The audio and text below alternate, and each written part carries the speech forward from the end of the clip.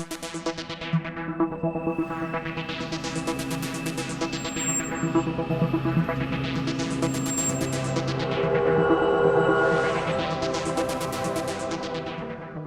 welcome to Second Earth Alternative. This is Felipe Osorio. Wow, so if you caught that Democratic debate, well, man, what can I say about it? Maybe one of the boringest debates that I've ever seen. First of all, you have the Warren not shaking Bernie's hands, which created its own controversy in itself. And irregardless of what you guys think, it feels like it's like one of those like childhood playground type stuff. It's like, what are we doing here, wasting our time listening to these older people bickering about who said what? Anybody who knows Bernie Sanders knows his position. Ones that would put homos in the military. You said something about homos in the military. Was the gentleman referring to the many thousands and thousands of gay people who have put their lives on the line in countless wars defending this country? That's not what we were talking about. You used the word homos in the military. You have insulted thousands of men and women. Is what Dr. Martin Luther King Jr. said. You remember what he said? We've got to judge people based on their character. They know that he was chaining to a black woman in the 60s and getting arrested, and was one of the first people to start civil rights movements in Chicago. So, regardless of what Warren is claiming is true or not, the history and consistency of Bernie's behavior trumps any, and I say that no pun intended, any other of the things that Warren is claiming. So it just feels like it's this big school fight. And just listen to what other pundits are saying about that debate. It was definitely skyrocketing. I just felt uneasy. And I felt uneasy because I couldn't believe that what we were watching was part of this official process to pick a president of the United States of America. The Democratic debate last night was an unmitigated disaster. Not because something profound happened. There were these really messed up moments between Bernie and Warren, sure. But for the most part, it was just beyond boring. Watch any of the Democratic debate, you'd think someone drugged your food. You'd find more signs of life on the moon. So the reason why I wanted to bring this up is because there's another candidate named Tulsi Gabbard. She's not only a major in the military, but is somebody who is a woman of color, is one of the first Hindu congressional people that we have ever had in the United States of America. People forget that she's also, when the whole Democratic National Convention was being corrupted and people like Debbie Wasserman Schultz was forced to resign, do people forget that Tulsi Gabbard was working for the DNC and stepped down solely so that she can have the ability to endorse Bernie Sanders? Announcement to make regarding your position at the DNC. Tell us. Well, first of all, I am resigning from the DNC so that I can support Bernie Sanders for president. Where hardly any other senator was endorsing Bernie, she actually had the gall, the guts, to step down and say, hey, I think that this guy is the right person because Hillary Clinton is corrupt. You know her position against Hillary, Queen of Warmongers. Then we ought to take him out. Secretary Clinton. So while this candidate was being censored by Google because she was one of the most talked about candidates, and then Google just mysteriously suspended her account when she strategically had allocated a lot of her funding towards advertisement in hopes that she would have done well in the debate. So it was kind of like the perfect wave being stopped, essentially. So a candidate that was censored by Google, who then stepped down from the DNC so that she can actually support a candidate who wasn't corrupt at the time. So yeah, let's listen to what she had to say in her town meeting when she wasn't invited to the debates because the DNC decided to hand select the polls. Let's listen in. What really explains why we have no basis for peace in the political movements of America that can resist this fight that manifests itself so unanimously inside of Congress? It's sad that we are in a place where standing for peace requires courage.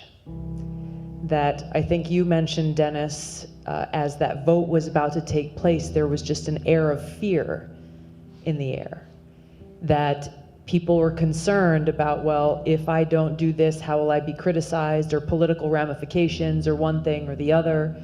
And I think it's even gotten worse, exponentially so today.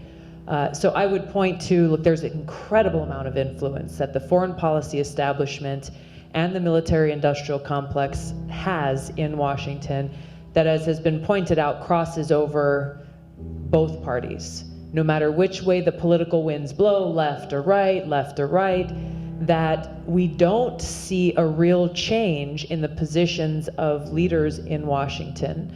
I think because there's a lot of money involved. When you look at the amounts of contributions being made to members on the Armed Services Committee in particular, coming from big defense contractors, you see how large that number is, and you start to think about, well, how does that figure into those decisions that they're making? What lobbyists are giving them phone calls before they take a really critical and important vote? Washington is very much, unfortunately, like high school. It's about popularity. It's about who's cool, who gets invited to the nice parties. If you're not on the guest list, you better watch out.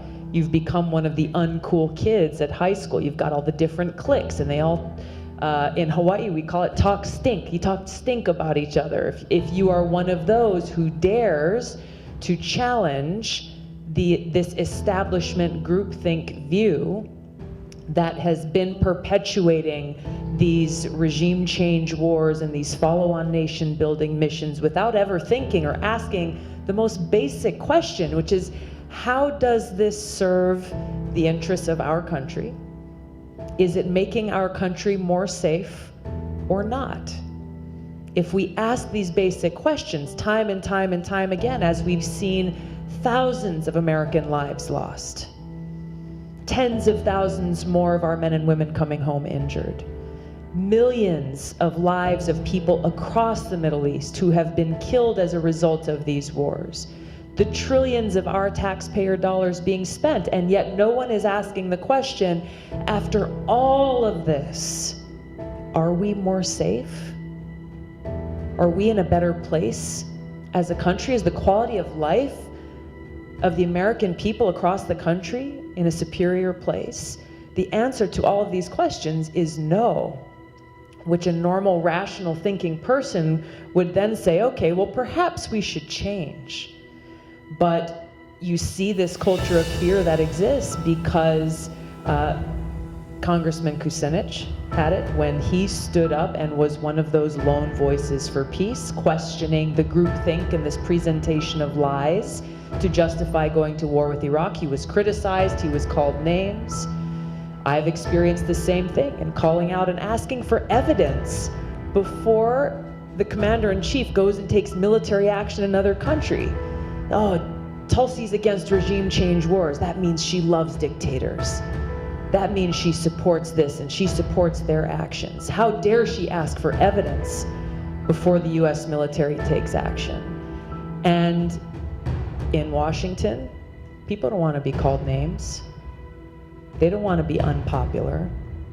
They don't want to be picked out from the crowd, which is really a terrible, terrible thing when that is the measure for making decisions rather than understanding that this is life and death. This is life and death that we're talking about. Utter and total destruction for people in other countries in the world who are literally simply trying to survive, whose goal in life is the same as ours, to have a safe place to raise your kids, be able to put food on the table, to be able to provide better opportunities for them than you have for yourself. And I think this even ties into the decisions that President Trump has made. If you look back to that first, 59 Tomahawk missiles he fired into Syria without evidence, without congressional authorization, without abiding by the Constitution that requires him to go to Congress and get that authorization before taking action. And what was the response that he got from the media? So many. This is the first time Donald Trump has actually acted like a president. And there's Brian Williams saying, look at those beautiful missiles flying across the sky. Leaders from both parties in Congress applauding Donald Trump for taking an illegal, unconstitutional military action against a foreign country without presenting evidence to justify it, without justifying how that action serves our country's national security interests. So when you see a person like President Donald Trump being applauded for doing such a thing, you think he'll be more or less likely to do it again? More. He'll feel further emboldened, saying, hey, well, this is how they responded last time. Can you imagine where we would be now if the entire leadership in Congress and if all of the talking heads in the media had excoriated him for abusing his presidential authority, for ignoring the Constitution, for how dare he take our country into an act of war, and calling him the kinds of names I've been called? Can you imagine what kind of pause that would give him before taking another action in Syria, before taking this action in Iran? So when you look at this culture in Washington, unfortunately, it has become a culture of warmongers, and those who celebrate war, those who are very cozy with other countries' interests like Saudi Arabia, those who are going to dinners paid for by the military-industrial complex, and how insular this environment is, ignoring the cost and the consequence of those decisions, and who pays the price for war. Who pays the price for war?